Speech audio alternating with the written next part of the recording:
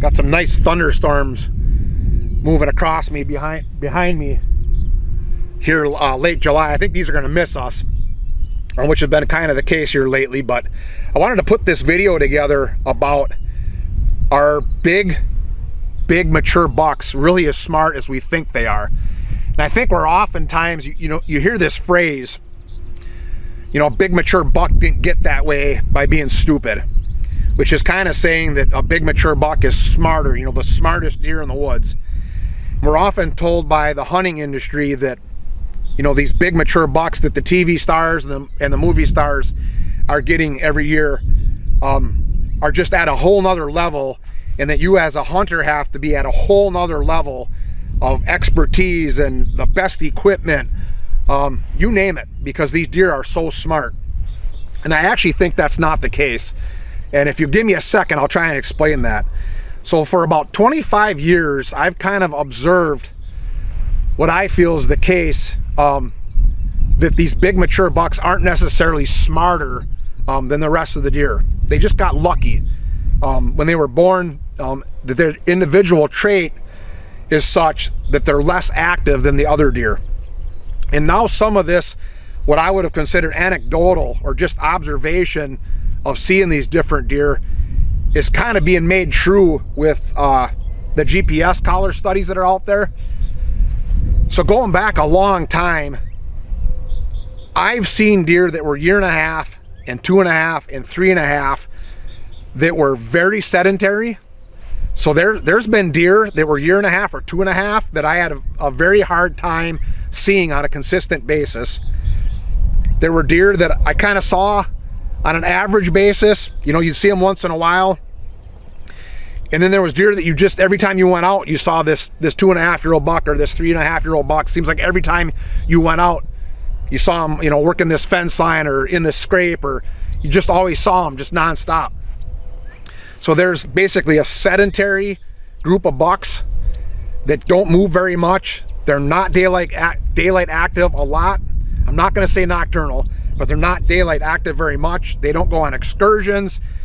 Their home range, like I'm in mixed agriculture here, their home range is maybe 400 acres, 500 acres.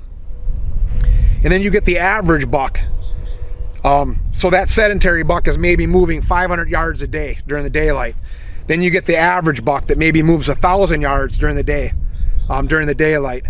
Their home range is maybe 1,000 acres. They're gutting up and going to their evening feeding cycle a half hour before sunset, where the sedentary buck is maybe only getting up 10 minutes before sunset. All the way to the bucks that have 1,500 acre home ranges or 1,200 acre home ranges, and they're putting on a couple thousand yards a day daylight activity. They go on multiple excursions. They're very active in the rut. So everywhere from a sedentary buck to a very active buck and everywhere in between. And I think that's set when they're 1.5 years and 2.5 years old. That's a personal characteristic that deer has. So very sedentary, very mobile, and I've seen that then for their whole life. So if you're hunting, like most of us hunt an area with a fair amount of hunting pressure. Deer hunters are not letting 140-inch 3-year-olds go. What bucks are getting shot? What bucks are getting shot when they're 1.5 years, 2.5, and 3.5? These very active bucks, the bucks with the bigger home ranges, they're putting on a couple thousand yards a day of daylight activity. They go on multiple excursions. These bucks are all getting shot. They're all getting shot. They're getting hit by cars because they're very active. They're putting themselves in a position to basically get killed. The bucks that are very sedentary have a lot less likelihood compared to the very mobile bucks on getting shot. So for most of us, by the time we're able to hunt a 4- and 5-year-old buck, we by and large only have the opportunity to hunt these sedentary bucks. These bucks with smaller home ranges, these bucks that don't go on excursions, these bucks that their entire life spent not very much time moving during the daylight hours. They're only moving 400 or 500 hours or 400 or 500 yards a day. These are the bucks that make it to 4 years old. 5 years old for most of us. So we just assume right away that, hey, these are the smart bucks. But I don't think they're any smarter. They just have that characteristic of being less mobile, less active, and they were that way their whole life. I've seen 1.5 and 2.5-year-old bucks. It's most noticeable at 2.5 because you can start picking out individual deer based on their antler characteristics. But I've seen 2.5-year-old bucks that were very sedentary. You hardly ever got a glimpse at these bucks.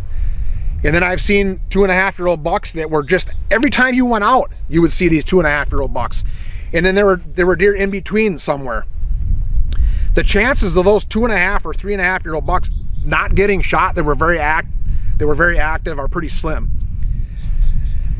So I just want to make one more point. The YouTube stars and the TV stars and the guys that get to hunt, thousands of acres of really prime managed ground, they're getting to hunt the entire spectrum.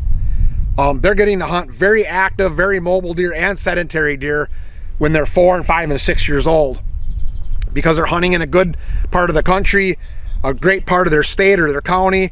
They own a lot of different farms, a lot of acres. And I'm not knocking that, but just understand that when they're putting a game plan together to hunt these deer, that's what they're able to hunt. And I'm not gonna lie to you guys, I get to hunt some of that. I spend all of my time and money, just about 99% of my time and money and resources goes to growing big bucks and growing as many as I possibly can. I don't hardly spend any time and money on equipment and gear, like new stands and bows and camouflage and that kind of stuff. I don't hardly spend any time and money on that stuff. All of my time and money goes towards growing deer, trying to get as many mature bucks as I can to hunt. And I think that allows me to be more consistent than the guy that spends a lot of time and money on the gear trying to kill the one buck, the one mature buck that they have in the area. So this fall, when you go out in the woods, just understand what part of the country you're in, understand what kind of management efforts are in your area. And if you only have, let's say, 1 or 2 mature bucks on your camera that you can hunt year in and year out, you are very likely hunting what we all call the big smart buck in the woods. And the reason why we say it's the big smart buck is because it's sedentary, it's not moving a lot during the daylight, smaller home range, it's largely not taking excursions throughout the year, but it likely did that its entire life. So that's the kind of buck that you're hunting. So just keep that in mind as you put your game plan together to hunt that buck, that's the kind of buck you're hunting.